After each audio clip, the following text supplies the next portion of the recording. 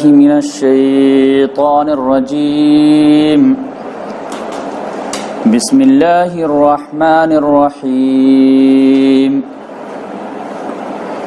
نون والقلم وما يسطرون ما أنت بنعمة ربك بمجنون وَإِنَّ لَكَ لَأَجْرًا غَيْرَ مَمْنُونٍ وَإِنَّكَ لَعَلَى خُلُقٍ عَظِيمٍ صدق اللہ العظیم۔ محترم سامعین کرام، ابھی آپ لوگوں کے سامنے سورۃ القلم کی ابتدائی 4 آیات تلاوت کی گئی ہے، اور یہ بالکل آغاز کی وحی میں سے ایک وحی ہے، شاید دوسری یا تیسری وحی ہے۔ تو اس میں اللہ تبارک و تعالیٰ نے محمد صلی اللہ علیہ وسلم کو تسلی دیے کہ جو اعتراضات لوگ آپ پہ اٹھا رہے ہیں تو اللہ کے فضل سے ان اعتراضاتوں میں کوئی دم نہیں ہے۔ نون اور قسم ہے قلم کی، اور جو کچھ بھی یہ لوگ قلم سے لکھتے ہیں اس کی بھی قسم کہ ما انت بنعمت ربک بمجنون، کہ آپ اپنے رب کی نعمت سے مجنون نہیں ہیں۔ وَإِنَّ لَكَ لَأَجْرًا غَيْرَ مَمْنُونٍ، اب بے شک آپ کے لیے ایسا اجر ہے جو کبھی ختم نہیں ہوگا۔ وَإِنَّكَ لَعَلَى خُلُقٍ عَظِيمٍ، اور بے شک آپ عظیم اخلاق کی بلندیوں پہ ہیں۔ تو یہ اللہ تعالیٰ نے سرٹیفکیٹ دیا محمد صلی اللہ علیہ وسلم کو کہ بیشتر انبیاء کرام جو آئے وہ اخلاق کی تعلیم کے لیے آئے، لیکن محمد صلی اللہ علیہ وسلم نے فرمایا کہ مجھے اللہ تعالیٰ نے اخلاق کی تکمیل کے لیے بھیجا ہے، یعنی اخلاق کی جو ہائیسٹ لیول ہو سکتا اس پر انسانوں کو لے جانے کے لیے بھیجا ہے۔ ایک ہوتا ہے کہ آدمی کے پاس فریج میں بچا ہوا ہے، بریانی بچی ہوئی ہے تو وہ کسی غریب کو کھلا دیے، یہ بھی اخلاق ہے۔ ایک یہ ہے کہ آدمی کے پاس خود ہی کھانے بھر لائق ہے، اس میں کسی کو شیئر کر لیا، 4 روٹی ہے 2 روٹی غریب کو کھلا دیا، 2 روٹی خود کھا لیا، تھوڑا بھوکا رہ گیا، تو یہ بھی اخلاق ہے۔ اور یہ ایک اخلاق یہ ہے کہ خود بھوکا سے رہ کے سو گیا اور مہمان کو کھلا دیا، مسافر کو کھلا دیا۔ تو اخلاق کے بھی لیول ہیں۔ تو رسول اللہ صلی اللہ علیہ وسلم نے فرمایا کہ مجھے اخلاق کی جو ہائیسٹ پک ہے اس پر جو ہے اخلاق کے لیول کو اونچا اٹھانے کے لیے بھیجا گیا ہے۔ تو اس لحاظ سے آج ہم انشاءاللہ محمد صلی اللہ علیہ وسلم کی سیرت النبی سننے کی جو ہے سعادت حاصل کریں گے، تو انشاءاللہ اس میں جو ہے اخلاقی پہلو کے دلائل بھی آئیں گے، ورنہ اللہ تبارک و تعالیٰ نے سرٹیفکیٹ دے دیا تو آپ کسی جو ہے دلیل کی کوئی ضرورت ہے نہیں، لیکن اگر اس کا پریکٹیکل اگزامپل بھی آ جائے تو سیٹسفیکشن میں مزید اضافہ ہو جاتا ہے۔ تو سلسلے وار سیرت النبی کا آج جو ہے دوسرا لیکچر ہے، تو اس میں ہم جو ہے بنیادی بات جو ریپیٹ کر دیتے ہیں کہ محمد صلی اللہ علیہ وسلم جزیرۃ العرب میں عرب خاندان، جزیرۃ العرب میں عرب خاندان کے جو قریش خاندان سے محمد صلی اللہ علیہ وسلم کا تعلق تھا۔ قریش جو ہے بہت بڑا قبیلہ تھا، اور عرب میں جتنے بھی قبائل تھے ان میں سب سے افضل مانا جاتا تھا، اور ان قبائل میں جو ہے قریش قبیلے میں محمد صلی اللہ علیہ وسلم کا جو گھرانہ تھا وہ گھرانہ اس کا نام تھا بنو ہاشم۔ تو یہ گھرانے میں جو ہے خاندان میں سے سب سے عظیم خاندان جو ہے وہ محمد صلی اللہ علیہ وسلم کا خاندان تھا۔ تو ایک بڑا سا قبیلہ ہوتا ہے، پھر اس میں گھرانے نکلتے ہیں، تو اس میں جو ہے محمد صلی اللہ علیہ وسلم کا عرب میں سب سے بہترین قبیلہ قریش، قریش میں سے سب سے بہترین گھرانہ بنو ہاشم، اس میں محمد صلی اللہ علیہ وسلم پیدا ہوئے۔ محمد صلی اللہ علیہ وسلم کے دادا کا نام عبد المطلب تھا، والد کا نام عبداللہ، اور دادا نے ہی محمد صلی اللہ علیہ وسلم کا نام محمد رکھا تھا، اور والدہ جو ہے محمد صلی اللہ علیہ وسلم کا نام احمد رکھی تھی۔ محمد کے معنی جس کی سب سے زیادہ تعریف کی جائے، اور احمد کے معنی جو سب سے زیادہ اللہ کا تعریف کرے۔ تو اس لحاظ سے تورات میں اللہ تبارک و تعالیٰ نے محمد صلی اللہ علیہ وسلم کا نام محمد رکھا، اور انجیل میں اللہ تبارک و تعالیٰ نے جو سورہ صف میں بھی ہے کہ اللہ تعالیٰ نے محمد صلی اللہ علیہ وسلم کا نام احمد بیان کیا ہے۔ محمد صلی اللہ علیہ وسلم کو اللہ تبارک و تعالیٰ نے ایک لحاظ سے اسوہ حسنہ نبوت سے پہلے بھی بنا دیا کہ اللہ تعالیٰ نے فرمایا ہے کہ یہ دنیا جو میں بنایا ہوں اور اس میں انسان کو جو اشرف المخلوقات بنایا ہوں تو آرام کے لیے نہیں بنایا ہوں، امتحان کے لیے بنایا ہوں۔ تبارک الذی بیدہ الملک وہو علی کل شیء قدیر الذی خلق الموت والحیاۃ لیبلوکم ایکم احسن عملا۔ اللہ تعالیٰ نے تمام انسانوں کو آزمانے کے لیے، امتحان کے لیے، آزمائش کے لیے پیدا کیا ہے۔ تو اب یہ آزمائش کیسے آ سکتی ہے؟ تو کوئی بھی لڑکا کہہ سکتا ہے کہ میں اللہ کا نام کیسے لوں، اللہ کے دین کی خدمت کیسے کروں، میرے ساتھ تو یہ پرابلم ہے، میرے ساتھ تو یہ پرابلم ہے، میرے ساتھ تو ہے فیملی بیک گراؤنڈ سپورٹ نہیں ہے، یہ نہیں ہے، بیکنگ نہیں ہے۔ تو اللہ تعالیٰ نے محمد صلی اللہ علیہ وسلم کو اس لیول سے بھی جو ہے رول ماڈل بنایا ہے کہ کوئی لڑکا یہ آگے نہیں کہہ سکتے کہ میرے پاس بیکنگ نہیں تھی لہذا میری تربیت نہیں ہو سکتی، میرے پاس سپورٹ نہیں تھا لہذا میں جو ہے علم حاصل نہیں کر سکا، تربیت حاصل نہیں کر سکا۔ تو اس لحاظ سے آپ دیکھیں گے کہ محمد صلی اللہ علیہ وسلم ابھی ماں کے پیٹ ہی میں تھے کہ والد محترم کا انتقال ہو گیا، یتیم پیدا ہوا۔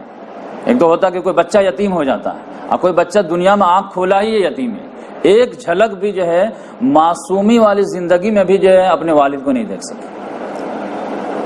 اس کے بعد آپ جانتے ہیں کہ دائی حلیمہ محمد صلی اللہ علیہ وسلم کو لے جاتی ہیں اور 4-5 سال اپنے پاس رکھتی ہیں، اور وہاں پہ جو ہے شق الصدر کا واقعہ پیش آتا ہے جو بہت بڑا معجزہ تھا، جو اللہ تبارک و تعالیٰ نے جبریل علیہ السلام کو بھیج کر کے محمد صلی اللہ علیہ وسلم کے سینے مبارک کو چاک کے پھر دل کو نکالے، دل کو پھر چاک کیے، اس میں سے ایک کالا سا یہ تھا، اس کو کٹ کر کے الگ کیے اور بولے کہ یہ شیطان کے ایلیمنٹس میں تھا۔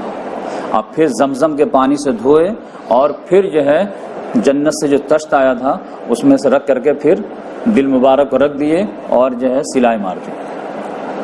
تو زمزم کے پانی کی بھی کتنی اہمیت ہے کہ تمام سامان جنت سے آیا لیکن دھونے کے لیے زمزم ہی آیا کیونکہ وہ خود جو ہے ایک معجزہ ہے۔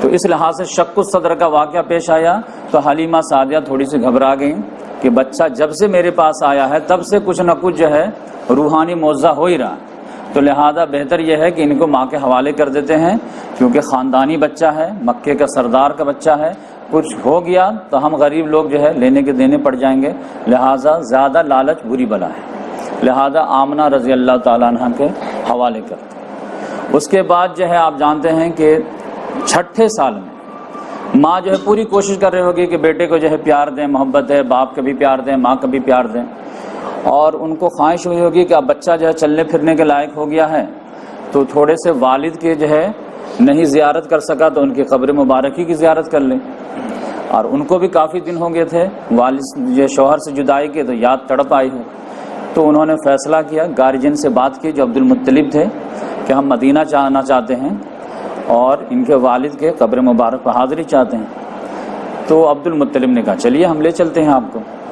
تو عبد المطلب اور محمد صلی اللہ علیہ وسلم کے والد کی جو ہے خادمہ تھی، ان کا نام تھا ایمن، تو وہ جو ہے کنٹینیو خادمہ رہی اور محمد صلی اللہ علیہ وسلم ان کو بالکل ماں کی طرح مانتے تھے۔ اب بعد میں جو ہے ان کی شادی جو ہے اپنے منہ بولے بیٹے زید بن حارثہ سے کر دی، لیکن جب شادی کے وقت آئی تو انہوں نے محمد صلی اللہ علیہ وسلم نے جو ہے ایسا جملہ ہی بولے کہ زید بن حارثہ جوان ہونے کے باوجود فوراً تیار ہو، بولے کہ جو آدمی جو ہے جنتی عورت سے شادی کرنے کی نیت رکھتا ہو تو ایمن سے شادی کر لے، یہ سرٹیفکیٹ۔ تو زید بن حارثہ کہا کہ یہ لکی چانس کون گوائے گا، تو کافی ایج کی تھیں پھر بھی جو انہوں نے شادی کر لیا، کریڈٹ لے گئے۔ تو اس لحاظ سے ایمن اور محمد صلی اللہ علیہ وسلم اور حضرت آمنہ اور جو ہے عبد المطلب یہ لوگ مدینہ گئے۔ مدینہ میں جو ہے 1 مہینہ یہ لوگ رہے، تو مختلف دنوں میں جو ہے آنا جانا قبر مبارک پہ زیارت کرتے رہے ہوں گے۔ اس کے بعد جب 1 مہینہ میں دل بھر گیا، مہمان کتنا دن مہمان رہے گا، 1 دن تو واپس آنا ہے۔ جب واپس آنے لگے تو 60 یا 90 کلومیٹر میل دور جو ہے ابوا ایک مقام ہے، وہاں پر جو ہے حضرت آمنہ کی طبیعت خراب ہونے لگی تو وہاں پہ رک گئے، خیمہ لگا دیے کہ ٹھیک ہو جائیں گے تبھی چلیں گے، کیونکہ پہلے زمانے میں ایمبولینس وغیرہ تو تھا نہیں، تو لہذا لیکن سچویشن خرابی ہوتی گئی اور طبیعت سنبھل نہیں پائی، اور جس کی وجہ سے حضرت آمنہ کا وہیں پہ انتقال ہو گیا۔ اب سچویشن آپ جو ہے تصور میں لائیے کہ ایک چھوٹا سا ننھا سا بچہ 6 سال کا، اور اس نے والد کی شفقت نہیں پایا، اور ماں جو دونوں کو پوری کر رہی تھی، اب وہ جو ہے سو گئی تو اب اٹھ ہی نہیں رہی ہے، تو بچہ جو ہے معصومانہ انداز میں کیسا کیسا سوال کیا ہوگا، ام ایمن کو کس کس طرح سے سوالات سے جھنجھوڑا ہوگا کہ امی بول کیوں نہیں رہی ہے، امی اٹھ کیوں نہیں رہی ہے، امی جا کیوں نہیں رہی ہے،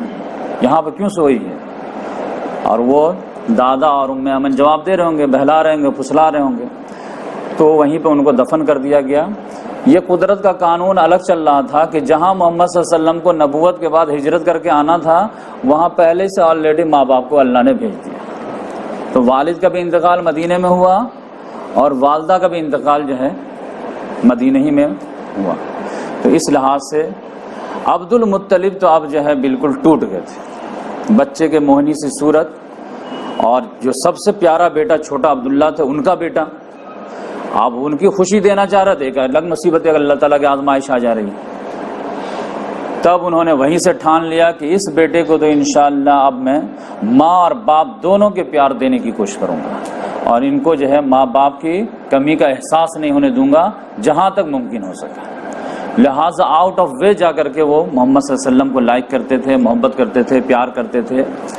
اس کا ایک ثبوت ملتا ہے کہ دادا عبد المطلب جو تھے، یہ صبح کے بعد جو ہے سورج جب نکلتا تھا تو اس کے بعد جو ہے جو بھی بڑے بڑے سردار تھے مکے کے، تو خانہ کعبہ میں اپنے اپنے گدی لگاتے تھے، یہاں پہ وہ بیٹھے جیسے ہم لوگ اعتکاف میں لگاتے ہیں، تو ویسے لگاتے تھے، اور پھر ہر قبیلے کا سردار جو ہے تکیہ وغیرہ لگا کے بیٹھتا تھا، اور پھر سارے بیٹے یا خاندان وغیرہ جو جمع ہوتے تھے، اور پھر سردار جو ہے دن بھر کی ایکٹیویٹیز کے بتاتا تھا کس سے جنگ کرنی ہے، کس سے لڑنا ہے، کیا کرنا ہے، لڑائی بڑائی تو اصل کام تھا ان کا۔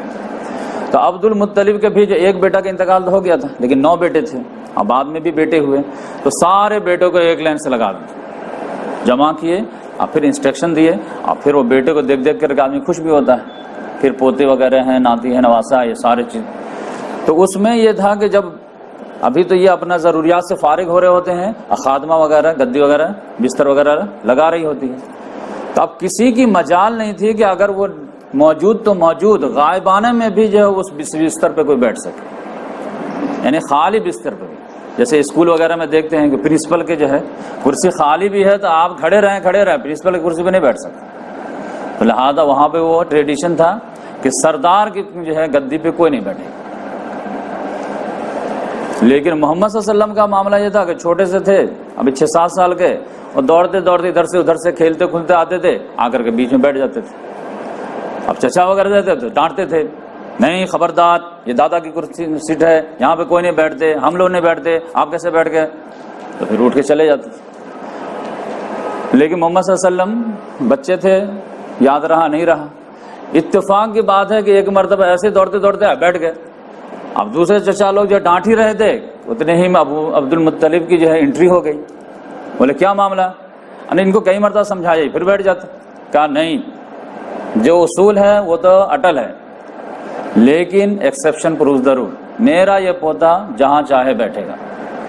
اب پھر ان کو بلائے اور اپنے پاؤں پہ بیٹھا لیے، اور پھر جب باتیں کر رہے ہیں اور پھر جو ہے سر پہ ہاتھ پھیر رہے ہیں، پیٹھ پہ ہاتھ پھیر رہے ہیں، افیکشن کر رہے ہیں، تو اس لحاظ سے بالکل آؤٹ آف وے جا کر کے ماں باپ دونوں کا پیار دینے کی کوشش کیے، اور ان کے بارے میں بہت زیادہ جو ہے فکر مند رہتے تھے۔ لیکن قدرت کو ایک اور آزمائش منظور تھی، اللہ تعالیٰ نے کہا نہیں، ابھی تو والد کا انتقال ہوا ہے، پھر والدہ کا ہوا ہے، پھر دادا کا ہوا ہے، لیکن عبد المطلب اچانک بیمار پڑ گئے۔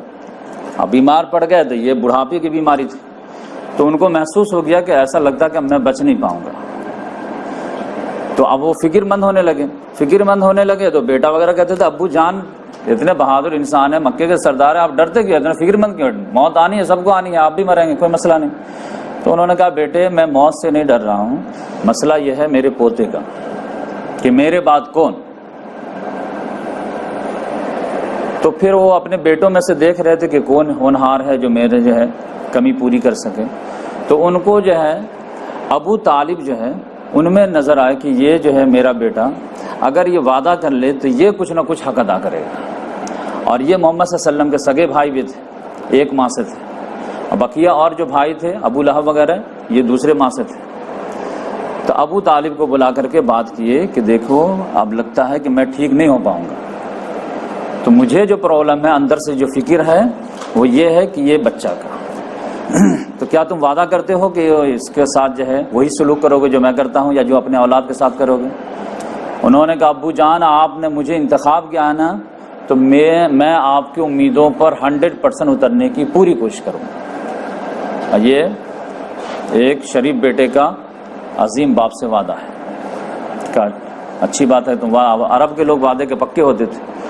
یہاں سے جو ہے ابو طالب کے کسٹڈی میں محمد صلی اللہ علیہ وسلم آئے, گارجن شپ, اور انہوں نے واقعی میں حق ادا کر دیا. 42 سال تک دوستی اور دشمنی کا معیار محمد صلی اللہ علیہ وسلم کو بنا دیا.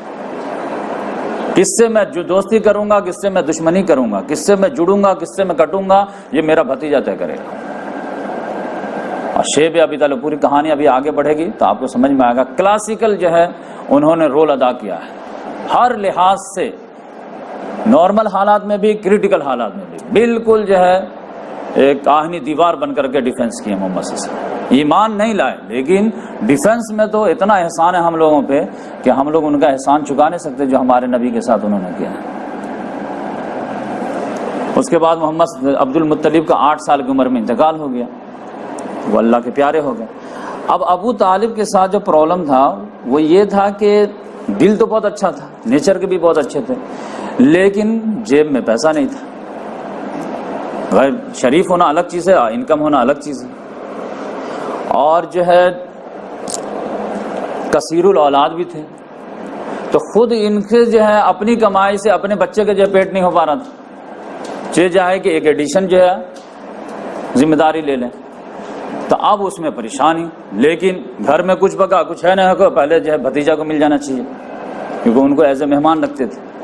لیکن محمد صلی اللہ علیہ وسلم تو محمد صلی اللہ علیہ وسلم ہے, وہ چھوٹے بچے ہونے کے باوجود بھی بھانپ جاتے تھے, تو وہ فوراً جو ہے شیئر کرنے کی کوشش کرتے تھے. اسی بھانپنے میں جو ہے محمد صلی اللہ علیہ وسلم آگے چل کر کے پتہ چلے گا کہ محمد صلی اللہ علیہ وسلم کتنے جو ہے احساس سے بھی ڈیولپ تھے. لیکن یہ 12 سال کی عمر میں آپ دیکھیں گے کہ چچا ابو طالب جو ہیں وہ سوچے کہ ہمیں جو ہے بزنس کے لیے جانا ہی پڑے گا. اور مکے والے جو ہے عام طور سے بزنس مین ہوتے تھے, سردیوں میں یمن جاتے تھے اور گرمیوں میں یہ لوگ شام جاتے تھے. امپورٹ اور ایکسپورٹ کی بزنس تھی. لإیلاف قریش ایلافہم رحلۃ الشتاء والصیف فلیعبدوا رب ھذا البیت الذی اطعمهم من جوع وآمنهم من خوف. کیونکہ ان کے قافلے کو کوئی ٹچ نہیں کرتا تھا, کیونکہ یہ خانہ کعبہ کے متولی ہوتے تھے اور سارے عرب کے قبائل کے ایک ایک بت خانہ کعبہ میں رکھے ہوتے تھے. لہٰذا ان کو ایک ایج حاصل تھا, ان کے قافلے کو کوئی نہیں چھڑتا تھا, بقیہ سارے قافلے لٹ لے جاتے تھے. تو یہ تو آرام سے گرمی میں بھی تجارت کرتے تھے, سردی میں بھی کرتے تھے. تو جب ابو طالب پہ پریشر زیادہ آیا فائنانس کا, تو انہوں نے سوچا کہ ایک وزٹ شام کا کر آتے ہیں, کچھ نہ کچھ جھڑ جائے گا پیسہ. لیکن پتہ چلا کہ یہ بچہ کا کیا ہوگا, کیونکہ شام جانا ہے اور آنا تو کم سے کم 2-3 مہینے تو لگیں گے.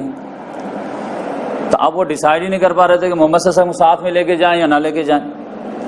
لیکن بالآخر انہوں نے جو ہے ڈیسائیڈ کیے کہ محمد صلی اللہ علیہ وسلم کو لے ہی کے جاتے ہیں, کسی کے رحم و کرم پہ چھوڑیں گے, پتہ نہیں کیا کیئر کرے گا نہیں کرے گا, دل بیٹھ جائے گا تو پھر آنے کے بعد کیا ہوگا.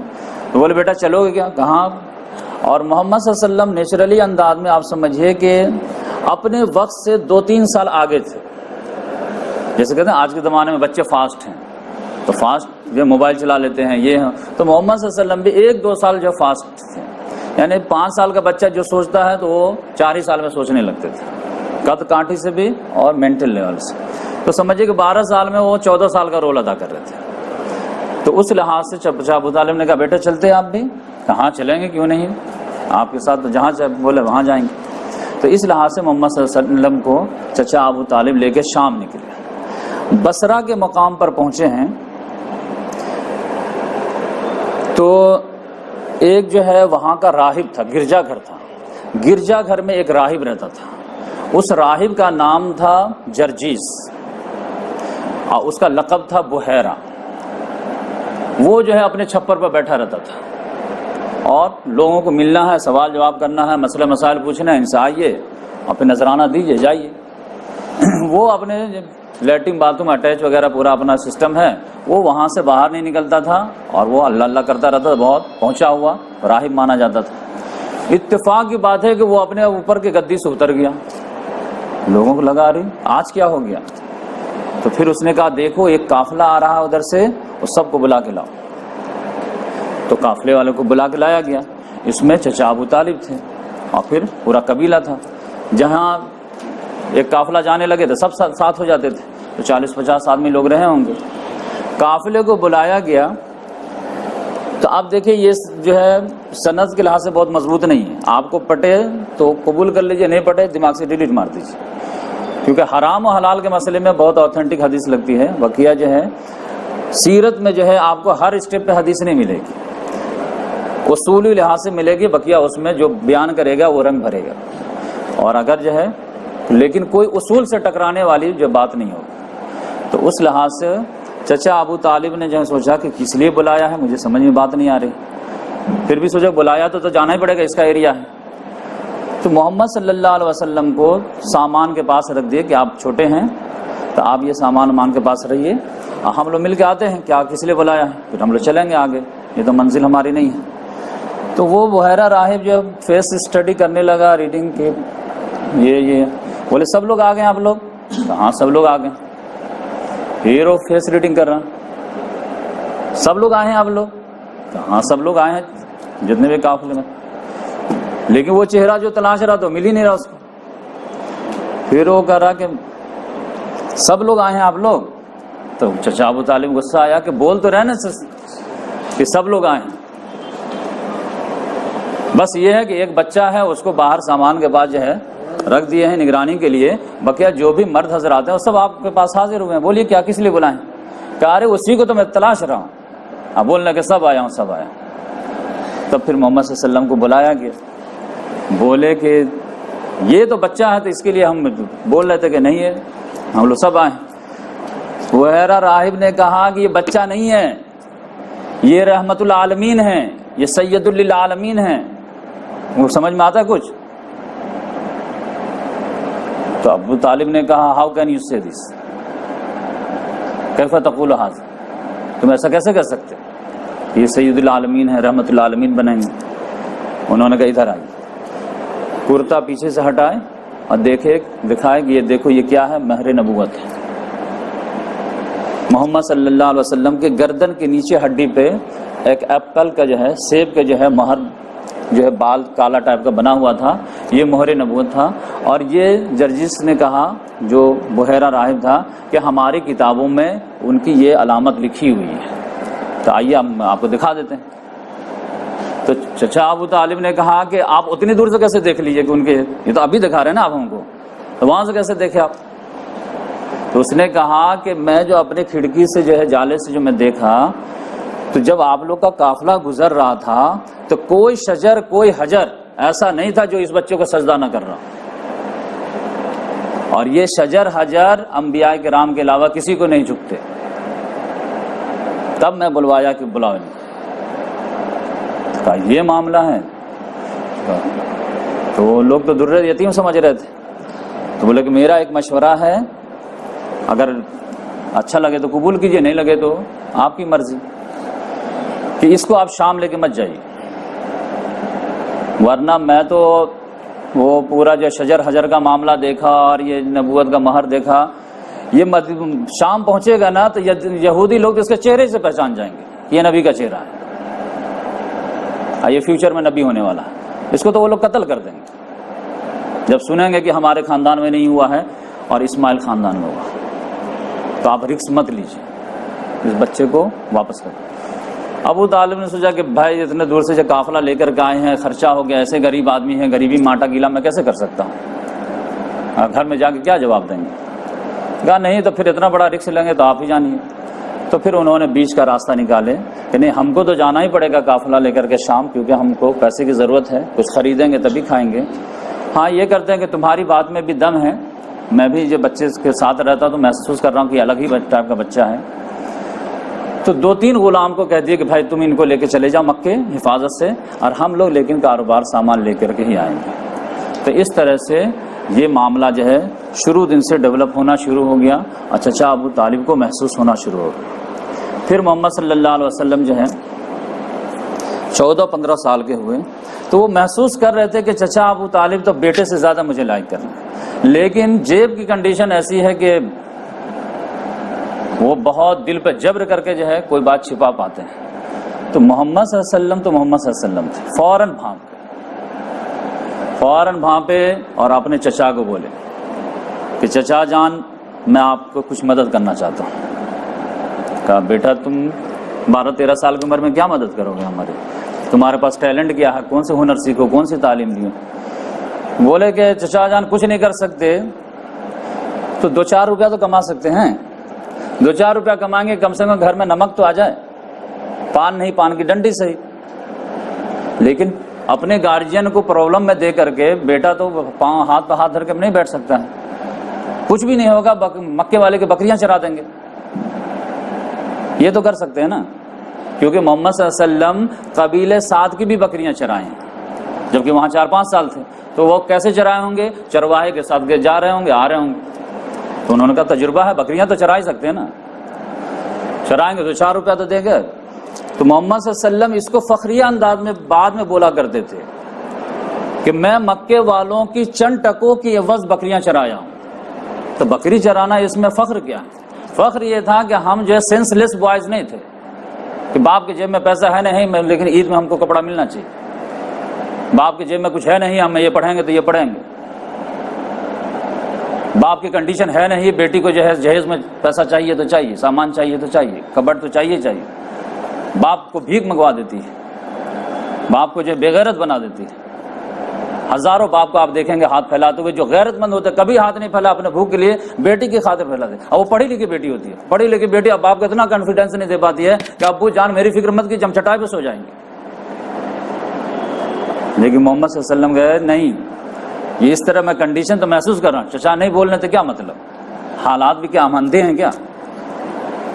تو اس لحاظ سے انہوں نے کہا کہ چچا ہم آپ کو کوپریٹ کریں گے۔ اب چچا جو ہے اس کنڈیشن میں تھے، نہ مناہی کرتے بن رہا تھا، نہ الہی دے رہے ہیں۔ ایک چھوٹے بچے کو کیسے بولا کہ کام کرو جا کر کے، لیکن اگر آپ منع کر رہے ہیں تو آپ ان کو گھر کا پورا خرچہ بھی دیجیے۔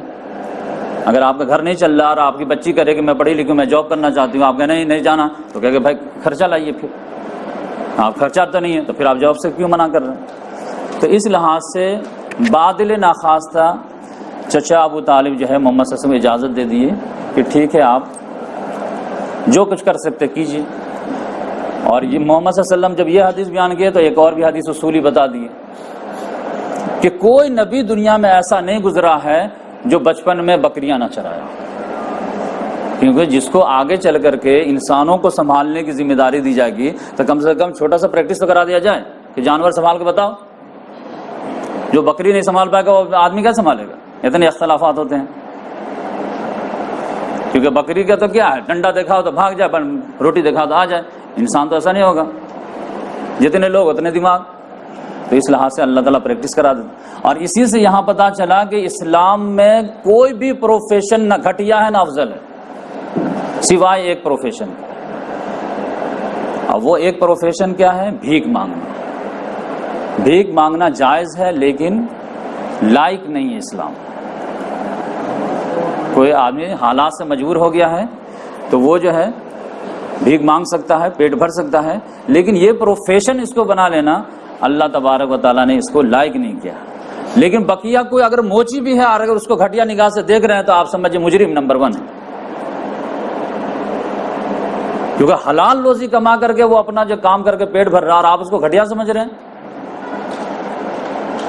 تو اس لحاظ سے کوئی بھی پروفیشن اور ہمارے یہاں جو عام طور سے جو لڑکے جاب لیس رہتے ہیں وہ 50% تو یہی معاملہ رہتا ہے، یہ آپ کام کر نہیں، میں تو انجینئر ہوں، میں یہ کام کر ہی نہیں سکتا، یہ کام کر لیجئے، نہیں یہ تو میں ڈاکٹر ہوں، یہ تو کر ہی نہیں سکتا۔ بھائی روزی جیسے مل جائے، حلال روزی کمانا ہے، اللہ تعالیٰ نے ٹیلنٹ دیا، یہ پروفیشن میں دوسرا پروفیشن ہے، تیسرا پروفیشن۔ تو اس لحاظ سے محمد صلی اللہ علیہ وسلم مکے والوں کی بکریاں چرا کے چند قیرات جو ہے محمد صلی اللہ علیہ وسلم ارن کرتے تھے اور اپنے چچا کو سپورٹ کرتے تھے۔ یہ بہت بڑا مورل لیسن ہے اس میں۔ اس کے بعد جو ہے محمد صلی اللہ علیہ وسلم اپنے چچا وغیرہ کے ساتھ جو ہے جنگ میں بھی حصہ لیے. جنگ فجار جو ہے قریش اور ان کے ساتھ ایک قبیلہ کنانہ، اور دوسرے اپوزٹ سائڈ جو ہے قیس اور اعلان، دونوں میں جنگ ہوتی تھی. تو 3-4 مرتبہ پہلے ہو چکی تھی. پھر ایک مرتبہ محمد صلی اللہ علیہ وسلم جب 14-15 سال کے تھے تو یہ جنگ ہوئی. تو اس میں محمد صلی اللہ علیہ وسلم براہ راست تو تلوار سے جو حصہ نہیں لیے، لیکن تیر وغیرہ اپنے چچا وغیرہ کو تھما رہے تھے کہ یہ لیجیے ماریے دشمن. تو اس طرح حصہ لیے.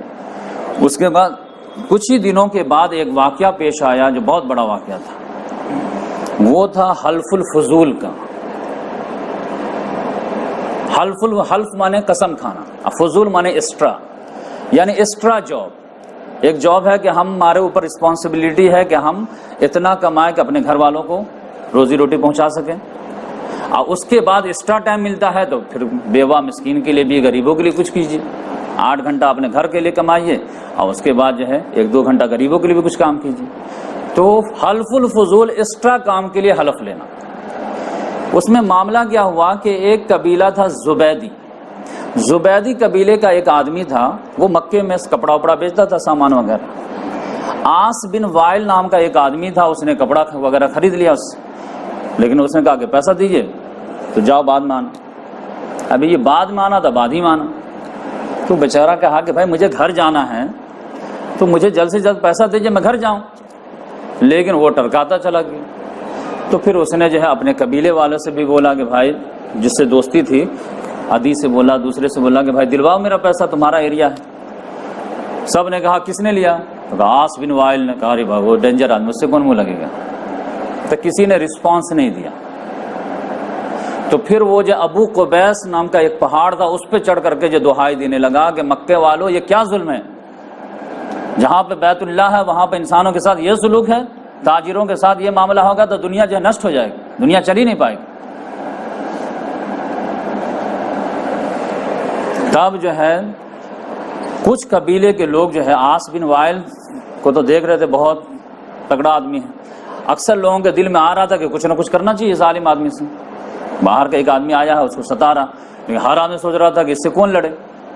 تو بھائی اکیلے نہیں لڑ سکتے تو 10 آدمی مل کے تو لڑ سکتے. اگر اس کے پاس 5 بیٹا ہے تو آپ 10 آدمی ہو جائیے، 10 آدمی مل کے 5 کو تو دبا سکتے ہیں نا. تو اس لحاظ سے 5 قبیلے والے ایک گھر میں جمع ہو. اس میں جو ہے قبیلہ جو بنو ہاشم، بنو عبد المطلب، بنو اسد بن عبد العزا، بنو زہرہ بن کلاب اور بنو تیم بن مرہ. یہ 5 قبیلے والے جو ہے، یہ زبیر بن عبد المطلب جو محمد صلی اللہ علیہ وسلم کے چچا تھے، وہ دوڑ دھوپ کیے. اب بولے کہ جو ہے ایک جمع ہوں گے اور ہم لوگ میٹنگ کریں گے. تو کن کا گھر انتخاب ہوا؟ عبداللہ بن جدعان رضی اللہ عنہ. ان کے گھر پہ سب لوگ جمع ہوئے اور سب کو جو ہے کال کیے کہ جمع ہوئیے. لوگوں نے کہا بھائی کیوں جمع کیے آپ لوگ؟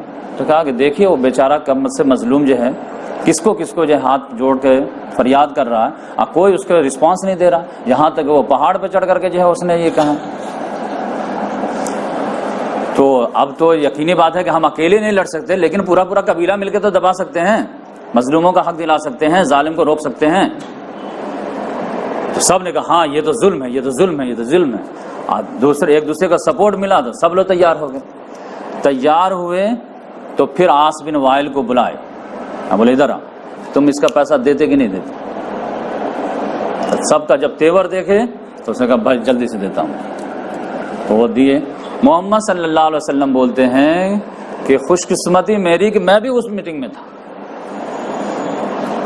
اور پھر محمد صلی اللہ علیہ وسلم بولے نبوت کے ملنے کے بعد، نبی بننے کے بعد یہ الفاظ ہے کہ میں عبداللہ بن جدعان کے گھر پر ایک ایسی میٹنگ میں شامل ہوا تھا کہ آج بھی میں اس میٹنگ کو جو ہے سرخ اونٹوں پہ ترجیح دوں.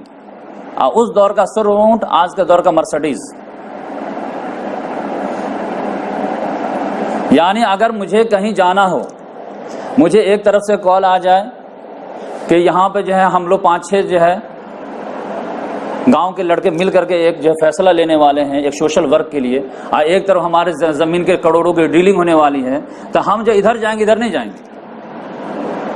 اب محمد صلی اللہ علیہ وسلم بولے یہ تو اس دور کی بات ہے، آج بھی مجھے اس طرح کی میٹنگ کا کال آئے تو میں جاؤں گا. سمجھ جائیے کہ اس میں کتنا بڑا مورل لیسن ہے. ہمارے یہاں جو ہے صرف لوگ انڈیویجول غریبوں کو دیتے رہتے بھائی غریبوں کو بھوک مٹا دینا، غریبوں کو کپڑا پہنا دینا یہ بہت اچھی بات ہے، لیکن غریب جو ظلم کے جو ہے چکی میں پس رہے ہیں وہ ظالم کا ہاتھ کون پکڑے گا؟ ظالموں کے ظلم سے مظلوموں کو نجات کون دلائے گا؟ ظالم وہی ہوگا جو طاقتور ہوگا، آپ اکیلے نہیں کر سکتے تو آپ ٹیم تو بنا سکتے۔ اور اس میں کوئی یہ نہیں ہے کہ آپ کے ایک ہی اپنے عقیدے کا ہونا چاہیے۔ محمد صلی اللہ علیہ وسلم بولے یہ جاہلیت کے زمانے کا ہے اور ایمان کے بعد بھی مجھے کال آئے تو میں جاؤں گا، کیونکہ جو سوشل ویلیوز کا معاملہ ہوگا وہ تو ہر جگہ ایکسیپٹیبل ہے، کوئی کسی کو دھوکہ نہ دے، کوئی کسی کو جو ہے دبائے نہیں، کوئی کسی کا ہڑپے نہیں، یہ تو ہر جگہ ہے۔ تو سوشل ویلیوز کو پروموٹ کرنے کے لیے اور سوشل ایول کو ختم کرنے کے لیے اگر کہیں سے بھی کال آئے میں حاضر ہوں، میں بھی ممبر بننے کے لیے تیار ہوں۔ آج آپ دیکھ لیجئے مسلمانوں میں کوئی اس طرح کی ٹیم بنانے کے لیے تیار نہیں۔ کئی لوگ فلیٹ جو ہے بک کرائیں اور بلڈر لوگ جو ہے نہ پوزیشن دیتے نہ پیسہ دیتے، کچھ بھی نہیں کرتے، دوڑا رہے 5-5 سال سے، اور بیچارے کہیں بمبئی کے ہیں، کوئی کہیں کے ہیں، آ کر کے جو فریاد کرتے رہتے ہیں، اور وہ بلڈر کے رحم و کرم پہ ہیں، اور جس کے پاس بھی جائے ہم کیا کر سکتے، ہم کیا کر سکتے، ہم کیا کر سکتے، ارے ہم کیا کرتے، اتنا ہیلپ لیس ہو جاتے۔ اگر اکیلے سے نہیں ہو سکتا تو ایک دو کو ملانے سے جو ہے 2 نہیں ہوتا 11 ہو جاتا نا۔ ایک لکھیے ایک 3 ملا دیے تو 1 سے 11 کی طاقت آئے گی نا۔ تو اس لحاظ سے محمد صلی اللہ علیہ وسلم نے فرمایا کہ صرف غریبوں کو کھانا ہی کھلانا اصل نہیں ہے، ظالموں کو ظلم سے روکنا بھی یہ اصل کام ہے۔ اور اگر آپ کے پاس طاقت نہیں ہے تو طاقت کیسے بنائی جاتی ہے؟ اتنا سینس نہیں ہے۔ تو اس لحاظ سے اس میں رہے۔ پھر محمد صلی اللہ علیہ وسلم جب 17-18 سال کے ہو گئے اور ٹین ایج سے نکل گئے تو اب تو بولے چچا اب تو میں خود بھی جو ہے شام جا کے بزنس کر سکتا ہوں اور ٹیلنٹڈ تو ہوں ہی۔ تو چچا نے کہا کہ ہاں آپ جائیے، کوئی مسئلہ نہیں ہے۔ تو اس لحاظ سے محمد صلی اللہ علیہ وسلم 2-3 سفر جو ہے شام کا کیے اور بہترین کامیاب جو ہے سفر رہا۔ تو محمد صلی اللہ علیہ وسلم کے دھیرے دھیرے جو ہے ٹیلنٹ کا بھی جو ہے پرچار ہو رہا تھا، اور جو لوگ بزنس پارٹنر تھے تو اس میں وہ لوگ کہہ رہے تھے بہت امین ہے، بہت صادق ہے، بہت ایماندار ہیں، حساب کتاب بالکل ٹرانسپیرنٹ ہے، معاملہ یہ ہے۔ تو یہ بات پھیلتی چلی گئی۔ اب کوئی بھی گڈ ہے تو وہ بھی اچھی طرح پھیل جاتی ہے، بیڈ ہے وہ بھی پھیلتی ہے۔ تو یہ بات جو ہے پھیلتے جو ہے حضرت خدیجہ رضی اللہ تعالیٰ عنہ کے کان میں آئی کہ مکے کا ایک نوجوان ہے، عبد المطلب کا پوتا ہے، محمد نام ہے، اور بڑی ٹیلنٹڈ بزنس مین ہے اور ایماندار بھی ہے۔ اور حضرت خدیجہ رضی اللہ تعالیٰ عنہ کی کئی شادیاں ہو چکی تھی، بائی لگ جو ہے سارے شوہر انتقال کر رہے تھے، لیکن یہ بہت جو ہے تاجر خاتون تھی، بہت ویلدی تھی۔ تو یہ تو کوئی ایماندار کو تلاشی رہی تھی کہ ٹیلنٹڈ بھی ہو، ایماندار ہو تو سونے پہ سہاگا۔ تو انہوں نے کال کیا محمد صلی اللہ علیہ وسلم کو، کیا آپ کے پاس ایک چیز ہے، میرے پاس ایک چیز ہے، آپ کے پاس ٹیلنٹ ہے، میرے پاس جو ہے کیپٹل ہے، کیوں نہ مرج کر دیا جائے، اور جو پروفٹ ہوگا تو جو دنیا والے آپ کو دیتے ہیں اس سے ڈبل میں دوں گا۔ محمد صلی اللہ علیہ وسلم نے کہا مجھے بھی کیا ہے، محمد صلی اللہ علیہ وسلم فوراً اوکے کر دیا۔ لیکن محمد صلی اللہ علیہ وسلم نے کہا کہ اگر آپ جو ہے مجھے ڈبل دینے کا ارادہ کی ہیں تو حل جزاء الاحسان الا الاحسان، اگر میرے ساتھ آپ اچھا کریں گے تو میں تو آپ کے ساتھ اچھا کرنے کی کوشش کروں گا۔ وہ جتنا کیپیٹل لے کر کے گئے تو عام طور سے جو دوسرے لوگ لے کے جاتے تھے تو جتنا بینیفٹ لے کے آتے تھے اس کا 3 گنا لے کر کے آ گئے۔ یعنی 1 لاکھ روپیہ لے کے گئے ہیں تو اگر کسی نے 1 لاکھ پروفٹ لے کر کے آیا تو محمد صلی اللہ علیہ وسلم کو 60,000 دے دیے، تو محمد صلی اللہ علیہ وسلم اسی 1 لاکھ کو 3 لاکھ بنا کے لے کے آ گئے۔ تو اگر وہ 1 لاکھ بھی دے دیتی ہے تو 2 لاکھ کا ان کو بینیفٹ آ گیا۔ بقیہ دوسرے لوگ جو لے کے کیپیٹل گئے ہیں وہ جو ہے 1 لاکھ روپیہ لے کر گئے، اس میں سے جو ہے 60,000 50,000 بھی دیے تو 85,000 پروفٹ آیا۔ تو محمد صلی اللہ علیہ وسلم نے اس لحاظ سے ان کے احسان کا بدلہ دیا کہ اگر ہم پہ آپ کو وشواس ہے اور اگر آپ ہم کو جو ہے عام لوگوں سے جو ہے ڈبل دیں گے تو میں بھی آپ کو ڈبل کر کے دکھاؤں گا۔ اور پھر جب بھیج رہی تھی تو انہوں نے کہا کہ یہ کیپٹل آپ کے حوالے ہے، بس یہ ہے کہ ایک غلام جو ہے اس کو آپ ایکسیپٹ کر لیجئے کیونکہ سفر وغیرہ میں آپ کو مدد کیا کرے گا، آپ کے جو ہے بیگ اینڈ بیگیج وغیرہ جو اٹھا دیا کرے گا۔ محمد صلی اللہ علیہ وسلم نے کہا ٹھیک ہے، لیکن ان کو اشارہ بھی کر دیے ہوں گے کہ تھوڑا اپنے حساب سے نگاہ بھی رکھیے، اخلاق کردار وغیرہ پہ بھی، امانت داری پہ جو سن رہی ہوں میں، تو یہ امانت داری کتنا ہے، اخلاق کیسا ہے۔ تو یہ جب محمد صلی اللہ علیہ وسلم جو ہے 4-5 مہینہ کے بعد رزلٹ لائے ہیں تو ٹیلنٹ تو شو ہی ہو ہی گیا کہ ڈبل کا ٹیبل ہو گیا۔ تو وہ تو مال سے اتنا متاثر نہیں ہوئی کیونکہ خود مالدار خاتون تھیں، لیکن جب میسرہ سے جو ہے پرسنل رپورٹنگ لی ہے، اب میسرہ نے جب جو ہے اخلاق کے جو ہے لچھے لگا دیے، تو ان کا اخلاق ایسا تھا، ان کا ویوہار ایسا تھا، اور یہ تھا وہ تھا، کہ سمجھے کہ وہ بولتے چلے گئے یا سنتی چلی گئی یا دل میں بیٹھ گئے۔ اب تو ان کی جو دل کی خواہش تھی وہ جو ہے ان کو مل گئی، کیونکہ اس سے پہلے جو ہے بڑے بڑے سردار ان کو جو ہے شادی کا آفر کر رہے تھے، لیکن یہ کہہ رہے تھے ابھی میں شادی نہیں کروں، کیونکہ عرب کا رواج تھا بیوہ شادی کرتی تھی، لیکن وہ بول رہے تھے کہ ابھی میں اپسیٹ ہوں، کئی شادیاں کی، بیڈ لگ رہی، تو ابھی میں نہیں کروں گی، سب کو انکار کر رہے تھے۔ شاید جو یہ تلاش رہی تھیں وہ مل نہیں پا رہا تھا، لیکن میسرہ نے جیسے رپورٹنگ دی ویسے ان کا دل کھل گیا، کاش یہ میرا نصیب بن جائے۔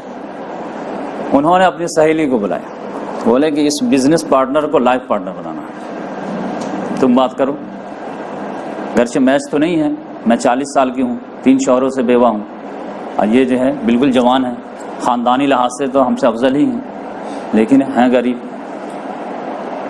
تو کچھ پازیٹیو ہے کچھ نگیٹو ہے۔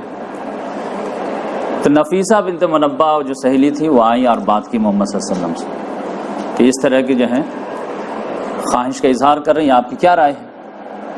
تو محمد صلی اللہ علیہ وسلم نے کہا کہ یہ آفر تو بہت اچھا ہے، اب مجھے تو کوئی پرابلم نہیں ہے، لیکن میرے گارجین ہیں چچا ابو طالب، تو میں ان سے ضرور مشورہ کروں گا، اور اگر ان کو بہت زیادہ پرابلم نہیں ہوا تو مجھے بھی کوئی پرابلم نہیں ہے، کیونکہ میں بھی سیرت دیکھتا ہوں، صورت تو دیکھتا نہیں ہوں، تو لہٰذا سیرت کے لحاظ سے تو بالکل پرفیکٹ ہے۔ تو اس لحاظ سے جو ہے چچا ابو طالب سے بات کی۔ چچا ابو طالب نے کہا کہ بیٹا تم کو پرابلم نہیں تو ہم کو کیا پرابلم، زندگی تو تم کو گزارنی ہے، بس ایک دیکھ لو، ایج کا بہت زیادہ ڈفرینس ہے، لیکن اگر تمہارے نزدیک سیرت ہی سب سے زیادہ اہم چیز ہے تو پھر اوکے کرو، گو ہیڈ۔ تو محمد صلی اللہ علیہ وسلم نے کہا کہ آپ ان کے چچا سے بات کر لیجئے، گارجین شپ پہ بات ہو جانی چاہیے۔ تو چچا ابو طالب نے خدیجہ بنت خویلد کے چچا سے بات کی کہ میرا بھتیجا اور آپ کی بھتیجی دونوں کے نکاح کے بندھن میں باندھ دیتے ہیں اور ایک نیا گھر بسا دیتے ہیں۔ انہوں نے کہا بہت خوشی کی بات ہے۔ تو اس طرح سے جو ہے چچا ابو طالب ہی نے نکاح پڑھایا، محمد صلی اللہ علیہ وسلم 20 اونٹ مہر میں ادا کیے، اور پھر محمد صلی اللہ علیہ وسلم حضرت خدیجہ کا نکاح ہو گیا۔ اس میں جب بنو ہاشم خاندان اور بنو مضر خاندان شامل ہوئے اس محفل میں۔ اب اس کے بعد جو ہے محمد صلی اللہ علیہ وسلم کے ٹیلنٹ کا امتحان ہوا کہ ان کا جو ہے قوت فیصلہ کتنا زبردست۔ ان کا ایک موقع آیا، اور وہ موقع کیا آیا کہ 35 سال کے جب محمد صلی اللہ علیہ وسلم ہو گئے ہیں، اب تو الحمدللہ رچ ہو گئے ہیں، لیکن آپ دیکھیں کہ محمد صلی اللہ علیہ وسلم حضرت خدیجہ کے بھی جو ہے مال کو اپنا مال نہیں سمجھ رہے تھے، بزنس ویسے ہی جاری، اور آپ کروڑ پتی ہیں ٹھیک ہے، لیکن میں جو محنت سے کماتا ہوں یہی میرا ہے۔ اس کے ایک ایگزامپل آپ کو ملے گا کہ ایک مرتبہ محمد صلی اللہ علیہ وسلم باہر سے آیا، بالکل پسینے سے شرابور اور پریشان حال طبیعت، تو حضرت خدیجہ دیکھ کے تڑپ گئی، میرے سرتاج کیا ہوا آپ کو، اتنے پریشان کیوں ہیں؟ تو محمد صلی اللہ علیہ وسلم نے فرمایا کہ میں کیا بتاؤں تم کو، میں ابھی تھوڑا ٹہلتے ٹہلتے دور نکل گیا تو میں دیکھا کہ ایک قافلہ آیا ہوا تھا، قافلے میں 150 لوگ تھے، کھانے کو کچھ بھی نہیں تھا، لوگوں کے پیٹھ اور پیٹ جب بالکل سٹے ہوئے تھے، اور گوشت نام کی چیز ہی نہیں، ہڈی ہڈی دکھ رہے تھے۔ اب میرے پاس اتنا پیسہ نہیں کہ میں ان کو مدد کر سکوں، میں تو تڑپ کے رہ گیا۔ اب 1-2 آدمی کی بات رہتی تو گھر سے کھانا بھی اٹھا کے دے دیتے، یہ تو 150 قافلے کی بات ہے۔ تو میں تڑپ گیا کہ انسان کو اس طرح میں جو ہے بلکتا دیکھ رہا ہوں، میں کچھ نہیں کر پا رہا ہوں۔ اور ان کے شان و گمان بھی نہیں تھا کہ یہ تو جو پراپرٹی ہے محل میں تو رہ رہا ہے، لیکن یہ تو بیوی کا ہے۔ تو حضرت خدیجہ نے کہا کہ یہ بات ہے، تو ہاں، کہا اچھا ایسا ہے کہ یہ مکہ شہر سے جو ہے بڑے بڑے سرداروں کو تھوڑا بلا کے لائیں گے؟ کہا ٹھیک ہے لا دیتے ہیں۔ تو محمد صلی اللہ علیہ وسلم جو ہے بڑے بڑے سرداروں کو بلانے گیا کہ چلیے خدیجہ بلا رہی ہیں۔ جب تک محمد صلی اللہ علیہ وسلم کو آدھا گھنٹہ لگا ہوگا بلانے میں، لانے میں، اتنے میں وہ جو ہے ساز و سامان کے اتنا بڑا ڈھیر جمع کر دیا، اور کہتے ہیں محمد صلی اللہ علیہ وسلم کہتے ہیں کہ جب ہم لوگ سردار ادھر بیٹھے، حضرت خدیجہ ادھر بیٹھی، تو اتنا بڑا ڈھیر تھا کہ وہ لوگ چھپ گئے. اور پھر سردار لوگ بولے کہ بتائیے ریزن کیا ہم لوگوں کو بلانے کا. تو حضرت خدیجہ رضی اللہ تعالیٰ عنہ نے کہا کہ آپ سب تمام سردار اس بات پہ گواہ رہیے کہ یہ سارے جتنے بھی دولت ہے یہاں پہ میں جمع کی ہوں، ساز و سامان، یہ سب میں اپنے شوہر کو ہبہ کرتی ہوں، اس کو جیسے چاہے جہاں چاہے خرچ کرے. تب آپ سمجھیے کتنا کانفیڈنس تھا حضرت خدیجہ رضی اللہ تعالیٰ عنہ کو محمد صلی اللہ علیہ وسلم. تو اس لحاظ سے محمد صلی اللہ علیہ وسلم کو جب 35 سال ہو گیا تو خانہ کعبہ جو ہے ایک مرتبہ جو ہے بوسیدہ ہو گیا، اور ڈیسائیڈ ہوا کہ اس کو جب پھر سے توڑ کر کے جو ہے صحیح سے ری اسٹرکچر کرتے ہیں. تو آپ کوئی توڑ ہی نہیں رہا تھا اس کو. تو ولید بن مغیرہ کہا کہ لاؤ میں ہی ہاتھ لگاتا ہوں. سب کو ڈر لگ رہا تھا کہ خانہ کعبہ بیت اللہ اس کو ہاتھ لگائیں گے کہیں جو ہے اللہ تعالیٰ کا عذاب نہ آ جائے، کیونکہ ابابیل کا معاملہ تو کچھ ہی دن پہلے دیکھے تھے، 35 سال پہلے دیکھے تھے. تو ولید بن مغیرہ کہا کہ تو توڑ، اور پھر جو ہے رات بھر تو بچ جائے گا نا، تب پھر کل سے ہم لوگ ہاتھ لگائیں گے، ورنہ رات بھر میں جو ہے تمہارا دیکھیں گے کیا ہوتا ہے تمہارا. تو ولید بن مغیرہ تھوڑا تھا ٹیلنٹڈ آدمی، وہ بعد میں اس کی اسٹوری بھی آئے گی. اس نے ہاتھ لگایا، کہا دیکھو کچھ نہیں ہوا نا، لگا ہاتھ. تب سب لوگ ہاتھ لگائے اور جو فاؤنڈیشن تک تھا وہاں تک لے کر کے آئے، پھر اس کو ریسٹرکٹ کرنے کی کوشش کی. اس میں جب دیوار اٹھ رہی تھی تو حجر اسود والی جو دیوار تھی اس میں مسئلہ اٹک گیا. وہ حجر اسود کو لگانا ایک کریڈٹ بن گیا، اور عرب کو تو جھگڑے کا بہانہ چاہیے. پانی پلانے پہ جھگڑا، گھوڑا آگے بڑھانے پہ جھگڑا، حجر اسود کا مسئلہ. تو فوراً جھگڑا، نہیں میں لگاؤں گا تو میں لگاؤں گا. تو منہ سے بات نہیں ہوگی، تلوار فیصلہ کرے گا. ارے بھائی ایسے مر جائیں گے تو خانہ کعبہ کون بنائے گا. تو اس لحاظ سے جو ہے بنو امیہ کا ایک شخص تھا، اس نے فیصلہ کیا کہ دیکھو بھائی اس طرح لڑیں گے تو مر جائیں گے، نیک کام کے لیے جو ہے آپس میں خون خرابہ کیوں کریں گے. ایسا کرتے ہیں کہ دار الندوہ ان لوگوں کو پہلے سے بنی ہوئی تھی. اس میں کہا کہ دیکھو کسی کو پتہ نہیں چلنی چاہیے، کل صبح سویرے جو فرسٹ آئے گا نا کم گیٹ سے حرم کے اندر، اس کو ہم لوگ جج مان لیں گے. اب وہ جس کے بارے میں فیصلہ کر دے گا اس کو مان لیں گے. سب نے کہا ہاں اچھی بات، کیونکہ جو سب سے پہلے صبح سویرے آئے گا وہ نیک ہوگا، تبھی تو خانہ کعبہ میں آئے گا، ورنہ جو آرام والے رہتے وہ تو سوئے رہتے ہیں. تو اس لحاظ سے سب لوگ ہاں ایگری آگے. اب یہ رو رات بھر جو ہے دار الندوہ بیٹھ کر کے دیکھ رہے ہیں آرام سے کون آتا. ڈر بھی رہے ہوں گے کہ پتہ نہیں کہ پاگل نہ آ جائے. تو پتہ چلا کہ کسی کا سب کو ریجیکٹ کر دیں. تو دیکھ رہے تھے کہ صبح ہونے کے بعد ایک سفید پوش آنا شروع ہوا. آیا ہے تو جب بالکل قریب آئے ہیں تو محمد صلی اللہ علیہ وسلم، سب لوگ چیخ پڑے حاذا الامین رضینا حاذا محمد. یہ امین آ گیا، ہم لوگ راضی ہیں، یہ تو محمد ہیں. ان لوگوں کو تو ہم ہی لوگ سرٹیفکیٹ دیے ہیں صادق کا اور امین کا. ہاں تو صداقت ہے یہ ہے. اب ٹھیک ہے پھر ان کا قوت انصاف بھی دیکھ لیتے ہیں، ٹیلنٹ آف ججمنٹ بھی دیکھ لیتے ہیں. بولے بھائی ادھر آؤ، پہلے عبادت بعد میں کیجیے گا. کہا کیا مسئلہ، آپ لوگ رات میں پڑے ہوئے. کہا مسئلہ یہ ہے کہ ہم لوگ تو بال بچ گئے ہیں خون خرابہ کرنے سے. ہم لوگ کل ہی ڈیسائیڈ کیے تھے کہ کل جو سب سے پہلے آئے گا اس کو ہم لوگ جج بنا لیں گے. ہمارا یہ مسئلہ حجر اسود کا، یہ ایگو کا مسئلہ بن گیا ہمارے قبائل کے سرداروں کا. تو آپ فیصلہ کیجئے کس کو بتائیے ان میں سے کون حجر اسود لگائے. تو محمد صلی اللہ علیہ وسلم نے کہا سب لگانا چاہتے ہیں. ہاں سب لگانا چاہتے ہیں، لیکن آپ جس کو بولیں گے آپ کو ہم لوگ حکم مان لیں، آپ جس کو بولتے ہیں وہ لگا دیں. محمد صلی اللہ علیہ وسلم نے کہا کہ سب کا دل رکھنا چاہیے. اپنا پگڑی کھولے، چادر وغیرہ تو لگاتے ہی تھے وہ لوگ، ایسے بچھا دیے. بولے حجر اسود کس پر رکھو، حجر اسود کو چادر پر رکھ دیے. بولے سردار وغیرہ کو 4-5 تھے جو بڑے بڑے، بولے کہ ایک کونا تم پکڑ لو، ایک کونا تم پکڑو، ایک تم پکڑ لو، ایک تم پکڑ لو، چلو اٹھاؤ. اٹھائے سب لوگ، لے کے آؤ. لے کر کے آئے دیوار کے پاس. جب دیوار کے بعد بالکل قریب لائے، محمد صلی اللہ علیہ وسلم ہاتھ سے اٹھایا ایسے لگا دیے. خوش، ہاں خوش. تو سب لوگ محمد صلی اللہ علیہ وسلم کو اپنے ہاتھ سے نصب بھی ہو گیا اور سارے قبائل کے جو ہے خوشی بھی ہو گئی. تو اس طرح سے جب یہ قوت فیصلہ دیکھے تو سب لوگ بعد واقعی میں جو ہے جو ہم لوگ بالکل کریٹیکل معاملہ تھا سب کو ایسا فیصلہ کیا کہ سب خوش ہو گیا، اور ان کا بھی اپنا کام نکل گیا. اصل تو وہی رکھے لیکن ہم لوگ بھی خوش رہ گئے. تو اس لحاظ سے جو ہے یہ معاملہ ہوا. اب یہ ہمارے پاس 15 منٹ ہے. 15 منٹ میں جو ہے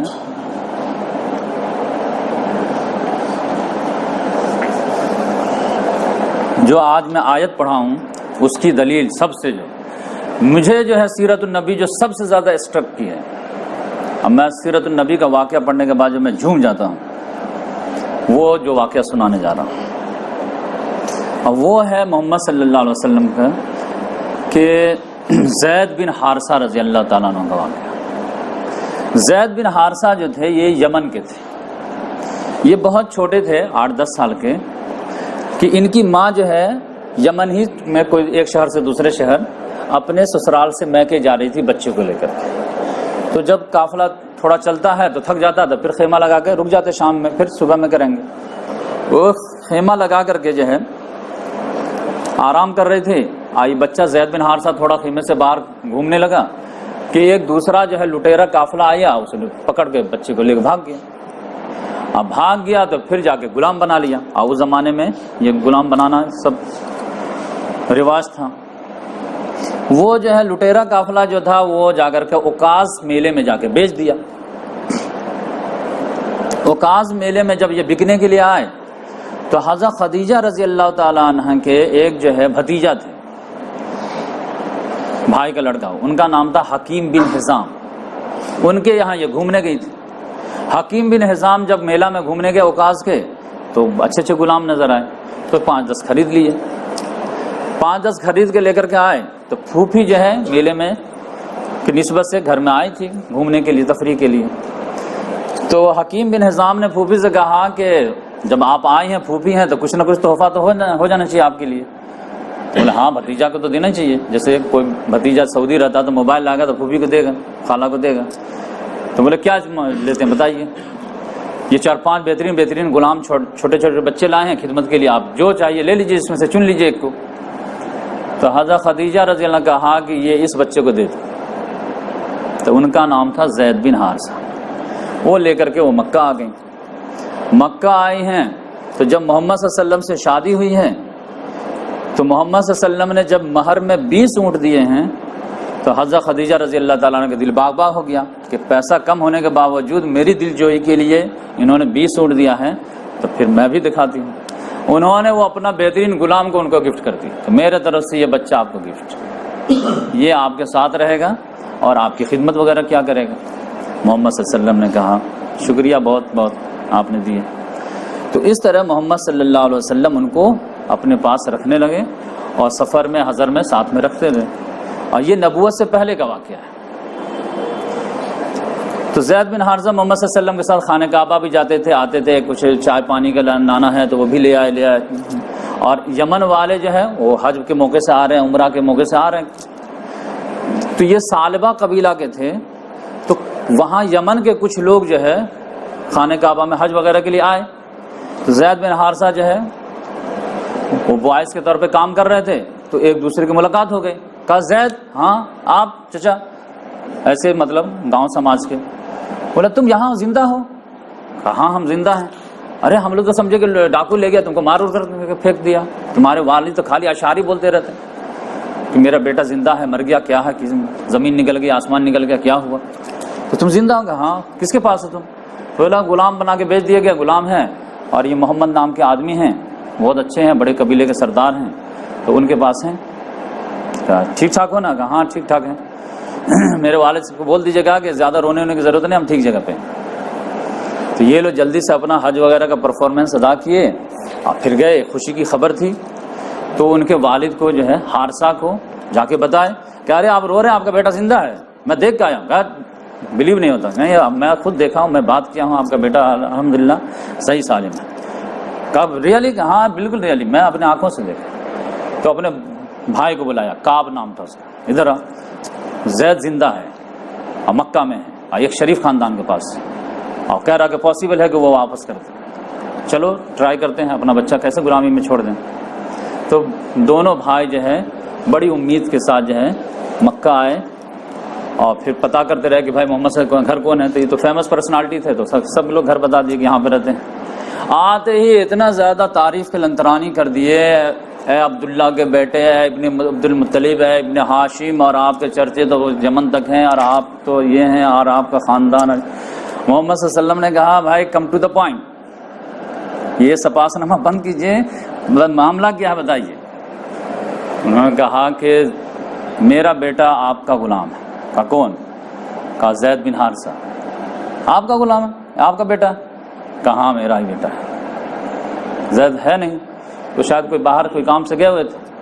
محمد صلی اللہ علیہ وسلم نے کہا کہ ایسا ہے دیکھو کہ زید ابھی آنے دو تو بیٹا تو باپ کو پہچان جائے گا. کہاں بالکل پہچان, آپ بھی پہچان جائیں گے. ہاں تو جیسے پہچان جائے گا تو مجھے یقین ہو جائے گا کہ آپ دونوں باپ بیٹا ہیں. تو اس کے بعد پہچاننے کے بعد میں ایک آپشن دوں گا زید کو. اب وہ آپشن کیا دوں گا کہ اگر زید آپ کو ساتھ جانا چاہے, کیونکہ اس نے آفر دیا تھا کہ آپ جو مانگیں گے اگر ہمارے بس میں ہوگا میں دوں گا, لیکن بیٹا چاہیے مجھے. تو محمد صلی اللہ علیہ وسلم نے کہا کہ دیکھیے اگر زید آپ کے ساتھ جانا چاہے تو آپ کے ساتھ آپ کے بیٹے کو رخصت کرنے میں مجھے کوئی پرابلم نہیں ہے, بلکہ میں جو کچھ دے دلا کے رخصت کر دوں گا, لینے کی بات تو جانے دیجیے. لیکن اگر وہ نہیں جانا چاہے تو یہ ہمارے اخلاق کے خلاف ہے کہ کوئی بچہ نہیں جانا چاہے اور ہم اس کو زبردستی گھر سے نکالیں. یہ شرط منظور ہے؟ کہا یہ شرط کس کو نہیں منظور ہوگا, اس سے گڈ تو آپشن ہو ہی نہیں سکتا. ڈن. کہا ڈن, آنے دیجیے. آئے تو فوراً زید حارثہ ابو جان فوراً گلے ولے ملے ایک دم. یہ کہا بیٹا تمہارے لیے تو ہم لوگ کتنا رو رہے تھے, لیکن اب جو تسلی ہے کہ تم ٹھیک جگہ پہ تھے تو اب زیادہ پرابلم نہیں ہے. دیکھو تمہارے مالک کتنے اچھے ہیں کہ کہہ رہے ہیں کہ فری میں ہم آپ کو جو ہے روانہ کر دیں گے. تو چومے چاٹے ایک دم گلے ولے لگائے, اس کے بعد بولے فوراً تیار ہو جاؤ, ابھی چلتے ہیں, ماں تمہارا انتظار کر. لیکن زید بن حارثہ جیسے گلے چھوڑے اس کے بعد بولے ابو سوری ٹو سے. کا مطلب ابو جان آپ کے شفقت محبت اپنی جگہ پہ, لیکن میں نہیں جا پاؤں گا. کا مطلب آپ لوگ جائیے, مجھے یہیں رہنے دیجیے. کہا زید تم پر افسوس, تم آزادی کو غلامی پہ ترجیح دے رہے ہو, تم باپ چچا ماں کو جو ہے آقا پہ غلام ترجیح دے رہے ہو, یعنی ماں باپ پہ ترجیح دے رہے ہو آقا کو. یہ کبھی ایسا ہو سکتا ہے کیا؟ زید بن حارثہ نے ایسا تاریخی جملہ بولا, کل ہو گیا بندہ. کہا ابو جان آپ نہیں جانتے ہیں, میں ان کے ساتھ سفر و حضر کا جو ہے چشمدید گواہ ہوں. میں نے اس بندے میں وہ خوبیاں دی ہیں کہ قسم خدا کی میں آپ ان پہ کسی کو ترجیح نہیں دے سکتا, مجھے معاف کیجیے. کہا بیٹا تم جب اتنا خوش ہو تو باپ کو چاہیے کیا بیٹا خوش رہے. تو باپ کو تو آدھی خوشی بھی ہو رہی تھی, آدھی غم بھی ہو رہا تھا, آنکھوں میں آنسو بھی تھے, سب چیزیں. لیکن محمد صلی اللہ علیہ وسلم بھی سوچے کہ زید نے میرا رتبہ اتنا بڑھا دیا ہے اس محفل میں جو ہے پورے جی تو بات نیوز پھیلے گی کہ ایک غلام جو ہے آقا کو ترجیح دے دیا ماں باپ پہ, غلامی پہ ترجیح دے دیا آزادی پہ. تو محمد صلی اللہ علیہ وسلم نے بھی کہا حل جزاء الاحسان الا الاحسان. باپ کے جو دل میں جو آدھی خوشی ہے اور آدھی کمی ہے اس کمی کو بھی دور کر دیتا ہوں. فوراً بولے کہ ہاتھ پکڑے, بولے چلے خانے کعبہ. سب کو خانے کعبہ لائے, حتیم میں سردار وغیرہ سب تھے. کیسا بھائی ادھر آ جائیے, یہ ان کے والد ہیں, یہ ان کے چچا ہیں, یہ زید بن حارثہ, یہ میں ہوں. آج سے سب لوگ آپ لوگ گواہ رہیے کہ آج سے اس بندے کو میں آزاد کرتا ہوں اور میں اپنا بیٹا گھوشت کرتا ہوں. اور آج سے کوئی جو ہے ان کو زید بن حارثہ نہیں کہے گا, زید بن محمد بولے گا. یہ کریڈٹ دیے. تب باپ کا جھوم گیا کہ چلو تم کو ایک باپ سے اچھا باپ مل گیا, اب اس سے زیادہ کیا چاہیے. تو وہ خوشی خوشی چلے گئے. تب آپ سمجھیے کہ اس سے زیادہ جو ہے ثبوت کیا مل سکتا ہے. وَإِنَّكَ لَعَلَىٰ خُلُقٍ عَظِيمٍ. ہمارے تو کوئی پرنسپل ہے, اس کے نیچے کام کرنے والے سوچتے کہ کب یہ نظر سے اوجھل ہو جائے ہم تو تھوڑا سانس لیں, کب ریٹائر ہو جائے ہم جو ہے تھوڑا عافیت میں. ہر جگہ جو ہے لوگ اپنے باس سے پریشان ہیں, لیکن محمد صلی اللہ علیہ وسلم کا غلام جو ہے محمد صلی اللہ علیہ وسلم کو جو ہے اپنے ماں باپ کو ترجیح دینے کے لیے تیار ہے. تو اس لحاظ سے آپ دیکھیے کہ اس نبی کے ہم لوگ امتی ہیں اور ہم لوگوں کا اخلاق کتنا گھٹیا ہے. کہ کہتے ہیں کہ العلماء ورثۃ الانبیاء, امتی تو جانے دیجیے علماء کرام جو انبیاء کے وارث ہوتے ہیں ان کو علمی اختلاف جو ہے ادب کے دائرے میں کرنے نہیں آتا. پہلے پورا پوسٹ لکھتے ہیں اور اس کے بعد کہتے ہیں کہ ہم آپ سے بات کرنا چاہتے ہیں. پہلے خبیث کا لفظ لکھیں گے تو اس کا لکھیں گے, اس کا لکھیں گے, کذاب لکھیں گے, پلمبر لکھیں گے, اور پھر کہیں گے کہ ہمارے سوال کا جواب دیں گے. پہلے الزام تھوپ دو، اس کو پورے وائبریٹ کر دو، پورا پھیلا دو، اور اس کے بعد کہ آپ ہمارے سوال کا جواب دیں۔ یہ اخلاق ہے کہ کوئی بندہ کوئی بات بولا ہے اس کو کلیریفیکیشن کا موقع تک نہ دو، آدھی بات کٹ کر کے آدھے جو ہے اس کو براڈ کاسٹ کر دو، تو یہ اخلاق۔ تو اس لحاظ سے محمد صلی اللہ علیہ وسلم 40 سال کی عمر تک آپ گزرے۔ حضرت خدیجہ رضی اللہ تعالیٰ عنہ سے محمد صلی اللہ علیہ وسلم کو 6 اولادیں ہوئی، 2 بیٹے 4 بیٹیاں۔ پہلے نمبر پہ بیٹا ہوا قاسم، تو اسی وجہ سے محمد صلی اللہ علیہ وسلم کی کنیت پڑ گئی ابو القاسم۔ پھر اس کے بعد زینب، پھر اس کے بعد رقیہ، پھر اس کے بعد ام کلثوم، پھر اس کے بعد فاطمہ، اور پھر اس کے بعد عبداللہ جن کا لقب طیب طاہر تھا، اور پھر ایک اور بیٹا اللہ تعالیٰ نے دیا ابراہیم ماریہ قبطیہ سے۔ تو 3 بیٹے 4 بیٹیاں۔ لیکن قدرت کا کرشمہ کہ بیٹا پیدا ہو رہا ہے تو اللہ کا پیارا ہو جا رہا بچپن ہی میں۔ اب بیٹی جو اس معاشرے میں عیب مانی جاتی ہے تو وہ زندہ رہ جاتی ہے۔ اب بیٹی جب جوان ہو جاتی ہے، شادی شدہ ہو جاتی ہے، تو جب سائف اور ریلیف آ جاتا ہے تو وہ انتقال کرنا شروع کر دے گی۔ بیٹی پرابلم کب رہتا ہے؟ صرف شادی کا مسئلہ رہتا ہے۔ شادی ہو گئے تو بیٹی ہی تو سب سے زیادہ جو ہے فیوچر کا جو ہے نعمت ہے، کیونکہ کوئی بھی بوڑھے باپ کو جو ہے جتنا بیٹی کی خدمت کرتی ہے وہ تو بیٹا تو نہیں کرتا ہے، بیٹی تو کسی حال میں نہیں چھوڑتی ہے۔ تو اس لحاظ سے جو ہے بیٹی کی شادی ہو گئے تب تو اطمینان ہو جاتا ہے کہ آپ ہمارے فیوچر کے ایک سے سیٹ تیار ہو گئے، یہ تو کسی بھی حال میں غریب بھی رہے کہ ہم کو نہیں چھوڑے گی۔ لیکن پتہ چلا ان کی شادی ہو جا رہی ہے تو انتقال شروع ہو رہا ہے۔ حضرت زینب رضی اللہ تعالیٰ انتقال کر گئی جوانی میں، حضرت رقیہ رضی اللہ تعالیٰ نے جوانی میں انتقال کر گئے، حضرت ام کلثوم جوانی میں انتقال کر گئے، حضرت ایک فاطمہ بچ گئی تھی وہ بھی 6 مہینہ کے بعد اللہ کی پیاری ہو گئی۔ تو یہ کتنی بڑی بڑی آزمائش سے اللہ تعالیٰ نے گزارا۔ تو اس طرح سے آزمائش سے گزارتے گزارتے اللہ تعالیٰ نے محمد صلی اللہ علیہ وسلم کو کندن بنا دیا۔ غم سے خوگر ہوا تو مٹ جاتا ہے غم، تاکہ بعد میں جب نبوت و رسالت کے جو ہے نتیجے میں جب غم آئیں گے نا تو آرام سے آپ جھیل سکیں۔ جو فائٹر ہوتا ہے، کراٹا مین ہوتا ہے، وہ لوہا کیسے بن جاتا ہے؟ مار کھاتے کھاتے لوہا بن جاتا ہے۔ تو اس لحاظ سے اللہ قدرت نے محمد صلی اللہ علیہ وسلم کو اس لیول پہ تیار کیا، تو محمد صلی اللہ علیہ وسلم پھر 23 سال کے اندر میں پورا ریولوشن ہی کھڑا کر دیا۔ جو آدمی ایک دن کے لیے بھی اسکول مدرسہ نہیں گیا، نہ والد کا جو ہے امپریشن تھا، نہ والدہ کا تھا، نہ دادا کا تھا، کسی کا نہیں تھا، تاکہ کوئی یہ کہہ نہ سکے کہ ہماری تربیت کا نتیجہ جو اتنا ٹیلنٹڈ ہے، کوئی یہ نہ کہہ سکتے کہ میرا اسٹوڈنٹ ہے اسی لیے اتنا کلاکار ہے، کہیں نہیں، بکریاں چرانے والا نبی امی ایک کریڈٹ بن گیا جو ڈیبٹ تھا۔ ہریجن کا بیٹا IAS بنتا ہے تو نیوز بنتی ہے کہ نہیں بنتی؟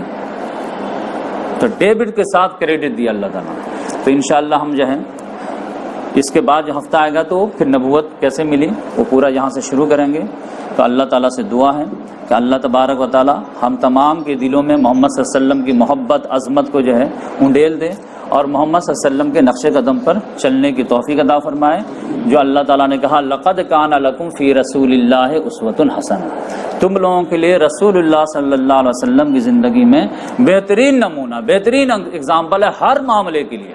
تم کو آئیڈیل باپ بننا ہے محمد صلی اللہ علیہ وسلم کو فالو کر لو، آئیڈیل ٹیچر بننا ہے محمد صلی اللہ علیہ وسلم فالو کرو، آئیڈیل بھتیجا بننا ہے محمد صلی اللہ علیہ وسلم فالو کرو، کامیاب بزنس مین بننا ہے محمد صلی اللہ علیہ وسلم فالو کر لو، کامیاب امام بننا ہے محمد صلی اللہ علیہ وسلم فالو کرو، کامیاب سپاہ سالار بننا ہے، اسٹیٹس مین بننا ہے، جج بننا ہے، کچھ بھی بننا ہے، ہر چیز میں لقد کان لکم فی رسول اللہ اسوۃ حسنہ۔ تو اسی بات پہ ہم آج کے درس مکمل کرتے ہیں۔ اللہ تعالیٰ سے دعا ہے کہ اللہ تبارک و تعالیٰ ہم تمام کو کہنے سننے سے زیادہ عمل کی توفیق عطا فرمائے۔ سبحان اللہ و بحمدہ، سبحانک اللہم ونشہد ان لا الہ الا انت ونستغفرک ونتوب الیک۔ جزاک اللہ۔